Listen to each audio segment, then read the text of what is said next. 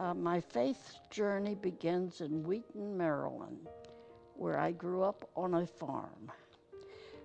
There was nothing in Wheaton except a gas station on one corner and a small store on another corner. Big difference now, isn't it? With all the big stores and shopping malls. We did not have a car, so when I was a child, I went to church with neighbors, Catholic, and then the Pentecostal, even to the Seventh-day Adventist church. By the way, did you know that the Seventh-day Adventist church is a relative of the Methodist church? I was about 12 years old when my grandmother started taking me to her house in Northeast DC on weekends. For a while, I went to the Lutheran church with my cousins. When they moved away, Granny sent me to the closest church, which was the Presbyterian. No one else in my family went to church, but they all insisted that I go.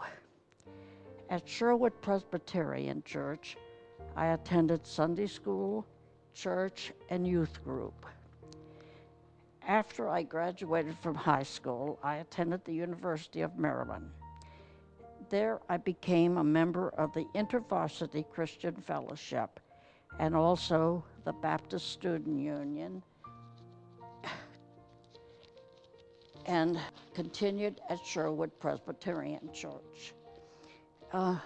My cousin was also at the University of Maryland on the GI Bill. I often saw him as I walked across the campus. He was usually with another guy who I didn't pay any attention to.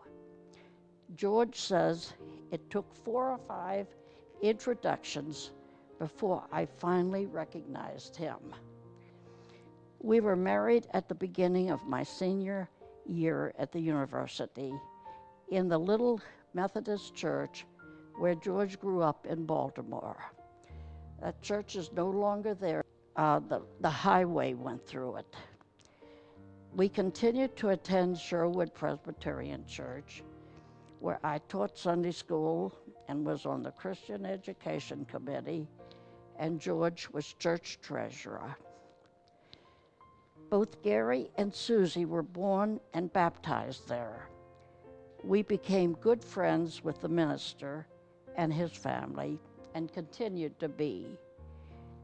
Although the minister has died, that his wife and me keep in touch with each other every week. When we moved to Beltsville, we were going to visit all the churches, but not get active in any.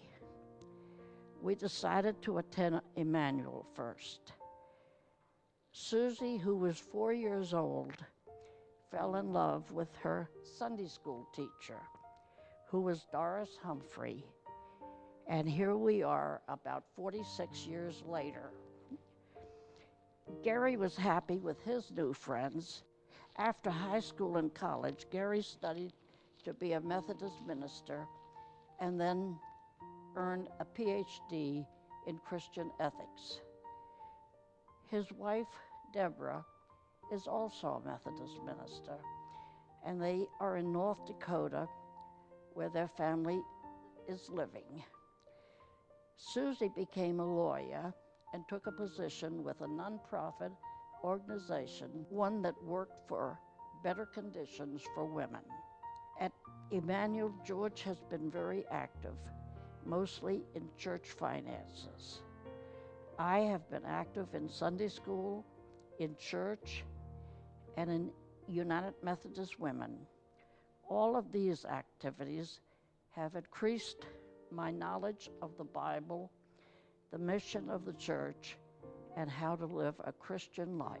Our church and our friends have helped us through many medical and physical problems, such as when I had a cyst in the middle of my brain and had to go to Pittsburgh to the hospital there.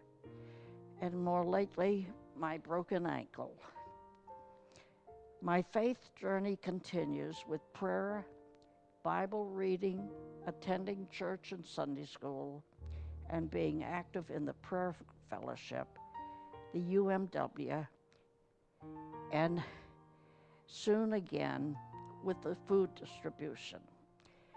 But there are times when I stumble, but the Lord always picks me up again. Thank you.